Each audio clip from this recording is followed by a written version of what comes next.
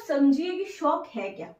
Shock समझने से पहले आप एक वर्ड समझिए, परफ्यूजन। परफ्यूजन का मीनिंग क्या होता है? परफ्यूजन,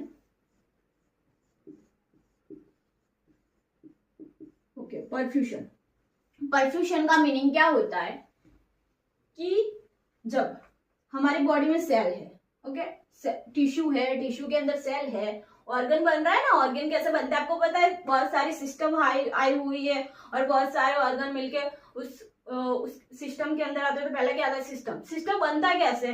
कोई एक ऑर्गन से सिस्टम नहीं बनता, बहुत सारे ऑर्गन मिलता है फिर जाके सिस्टम बनता है। ऑर्गन में क्या होता है? टिश्यू होता है, और टिश्यू में क्या होता है? आपके सेल होते हैं। तो आपको बेसिक पता होगा कि जो आपकी सेल है, ये क्या है? सेल है। सेल को बेसिक फंक्शन करने के लिए उसको दो चीजें चाहिए, आपको पता है कौन सी दो चीजें चाहिए? और वो ये दो चीजें कौन देगा? तो ब्लड देगा, कि ब्लड वेसल्स है, ब्लड वेसल्स के अंदर क्या है? ब्लड है। तो ये दो चीजें क्या है? एक तो उसको O2 चाहिए और दूसरा उसको ग्लूकोज चाहिए। ओके, वो कहाँ से मिलेगा?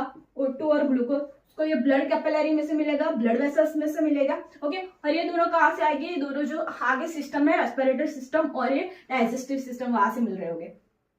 तो उसको क्या करना है? सेल को अपना बेसिक फंक्शन करना है। बेसिक फंक्शन यानी कि क्या करता है सेल? सेल O2 लेता है, ग्लूकोज लेता है, ग्लूकोज को बर्न करता है in the presence of oxygen, फिर ये क्या बनाता है? एटीपी बनाता है। एटीपी यानी कि केमिकल फॉर्म ऑफ एनर्जी है। एनर्जी ऐसी कोई एनर्जी नहीं है कि ऐसे आपके सेल में आग लग रही है, लपटे उड़ रहे हैं, वो वाली नहीं। केमिकल फॉर्म की एनर्जी है। और फिर ये वेस्ट प्रोडक्ट भी निकालेगा, तो क्या निकलता है? CO2। भाई की है हमने O2 यूज की है, तो हम क्या निकालेंगे? CO2 बाहर वेस्ट प्रोडक्ट के थ्रू निकाल देंगे। एज अ वेस्ट प्रोडक्ट क्या है? CO2। तो सेल का वेस्ट प्रोडक्ट क्या है? CO2। तो अब समझिए कि सेल करता क्या है? सेल को चाहिए